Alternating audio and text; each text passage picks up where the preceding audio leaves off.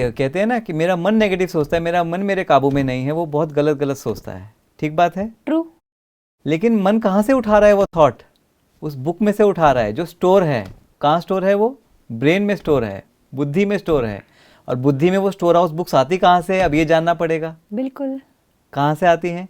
जो हम देखते हैं, पढ़ते हैं, सुनते हैं, वो सारी इंफॉर्मेशन हमारी अनकॉन्शियसली या सबकॉन्शियसली या कॉन्शियसली हमारे कहाँ स्टोर हो रहा है? ब्रेन में। ब्रेन में। Very good. Okay. इसीलिए पहले के समय में अगर आप देखो 100 साल पहले, 200 साल पहले इतनी प्रॉब्लम्स नहीं थी लोगों को। आज के समय में जब व्हाट्सएप, इंस्टाग्राम, उसके अच्छे फ़ायदे भी हैं लेकिन नुकसान भी हैं। जब हम गलत पोस्ट देखते हैं, पढ़ते हैं, इधर की गॉसिप सुनते हैं, गलत वीडियोस देखते हैं, तो वो सिर्फ एक एंटरटेनमेंट नहीं हो रहा है, वो सारी चीज़ें हमारे कहाँ स्टोर हो रही है? ब्रेन में। और जब मन को सोचना होता है तो वो कहाँ से लेगा वो इन्फॉर्मेशन? उस लाइब्रेरी से लेगा। अब आपने एक सीरियल देखा जो या तो फ्राइटनिंग या डरावना है या जिसमें घर घर में लड़ाई हो रही है, राइट। तो आपके मन में क्या फीड हो गया? उसी तरह की फीलिंग्स फीड हो गई। अब मन क्या, कौन सी फीलिंग उठाएगा, कौन से थॉट्स उठाएगा? वही वाले उठाएगा कि किसी के ऊपर शक करना, किसी से घृणा करना, ईर्ष्या करना। और फिर मन को हम कहते हैं कि तुम क्यों गलत सोच रहे हो? फीड ही हम उसके लिए गलत बुक्स दे रहे हैं, तो वो सही कैसे सोचेगा? तो आप समझे? बिल्कुल। अब सोल का क्या काम है? सोल को हमारी मेडिकल भाषा में कॉन्शियसनेस से आप थोड़ा इक्वेट कर सकते हैं। ओके। कॉन्शियसनेस का काम होता है मन को डायरेक्ट करना कि वो कौन सी बुक उठाए। तो दो चीज़ें अगर आपने समझ ली तो आपका काम बन गया। पहला, आपको फीड क्या करना है बुद्धि में? राइट। ब्रेन में गुड इन्फॉर्मेशन ही फीड करना है। तो वही पढ़ना है, वही देखना है, वही सुनना है जो आपके लिए अच्छा है, जो पॉजिटिव है। डॉक्टर साहब, यहाँ पर हाँ। एक थॉट है मन में जी। मेरे कि क्या हम अपनी जो इन्फॉर्मेशन अंदर जाती है हमारे माइंड के अंदर या ब्रेन के अंदर, उसे स्कैन करके कर सकते हैं ये ठीक, या फिर उसको रिफ्लेक्ट करके हम चूज कर सकते हैं? क्योंकि पूरी दुनिया आज एक डायरेक्शन में है, राइट। और जहाँ पर सब कुछ इतना इजीली अवेलेबल है, कंटेंट शायद कहाँ से आपके इस व्हाट्सएप पे पहुँच जाएगा आपको पता भी नहीं चलेगा। चाहे न्यूज़ चैनल्स हो, चाहे हमारा सोशल मीडिया हो, एवरीथिंग, ये सभी चीज़ें एक अलग दुनिया के बारे में दर्शा रही है, चाहे वो अच्छी न्यूज़ हो या बुरी न्यूज़ हो। ऐसे में हमें छांटने की ज़रूरत है कि हम क्या देख रहे हैं? बिकॉज आपने तो कहा हमारा माइंड लाइब्रेरी है, हमारा ब्रेन लाइब्रेरी है जिसमें से माइंड थॉट उठाता है। एग्जैक्टली। तो ऐसे में तो बहुत बहुत ज़्यादा अवेयरनेस की ज़रूरत है। करेक्ट। एम आई राइट? राइट।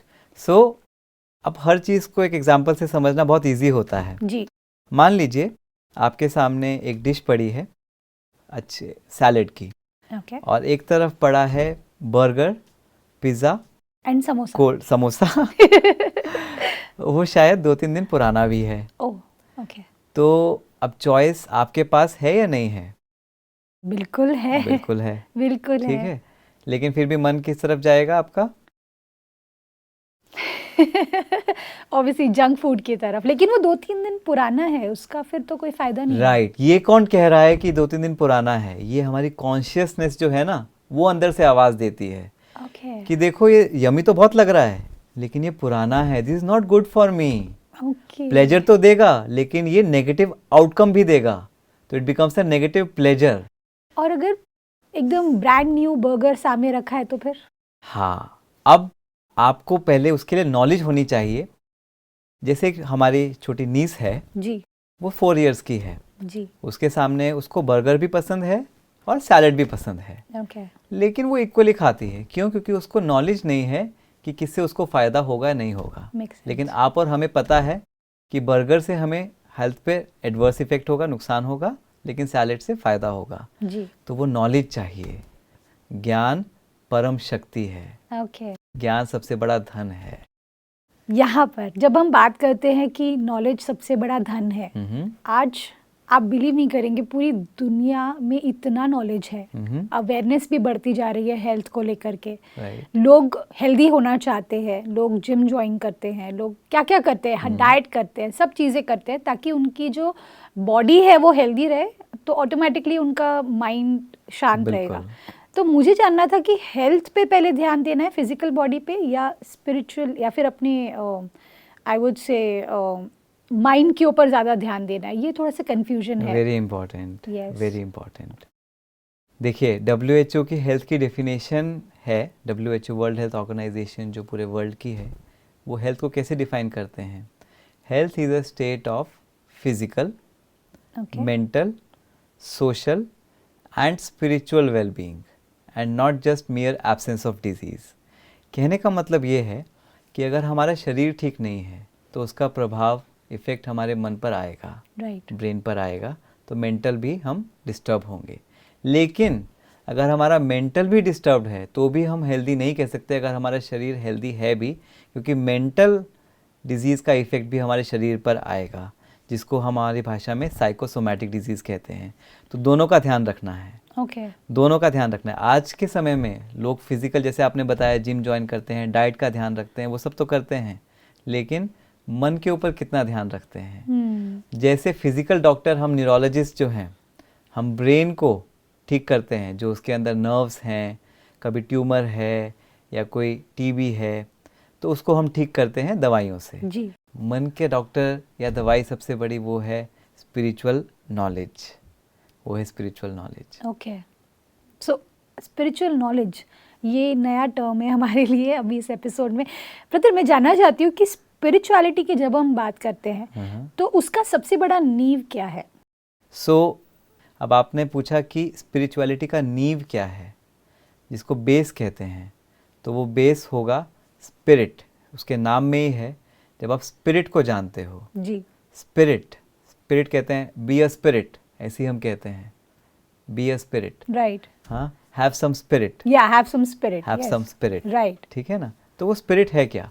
स्पिरिट आपने देखा होगा, एक केमिकल भी होता है जिसमें से एसेंस, जिसको एसेंस भी कहते हैं। जी हाँ, उसको भी कहते हैं। राइट। उसको भी कहते हैं। राइट।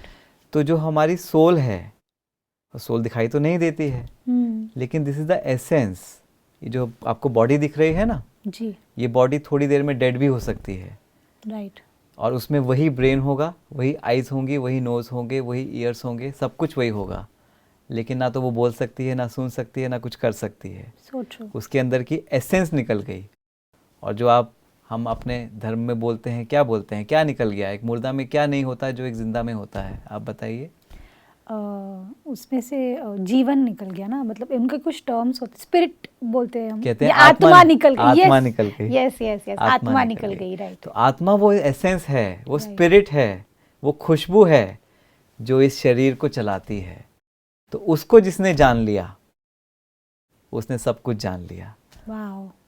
और सबसे खूबसूरत बात मुझे ये लगी कि स्पिरिचुअलिटी ये साइंस से किस तरह से कनेक्टेड है, उसके बारे में आज हमने बहुत कुछ जाना। अभी तो बहुत कुछ और जानना है, ये तो सिर्फ एक ट्रेलर है। Great, thank you so much brother, thank you for coming in our show. ओम शांति। ओम शांति। दोस्तों, आज के एपिसोड में हमने जाना कि हम जिस खुशी को बाहर ढूंढते आए, आज भाई जी ने कहा कि हमारे अंदर ही वो है। हमने ये जाना कि किस तरह से स्पिरिचुअलिटी और साइंस ये दोनों साथ मिलकर हमें खुश रहने के बहुत सारे तरीके दे रहे हैं, लेकिन क्या हम उन्हें एक्सेप्ट कर रहे हैं? क्या हम उन्हें अपनी ज़िंदगी का हिस्सा बना रहे हैं?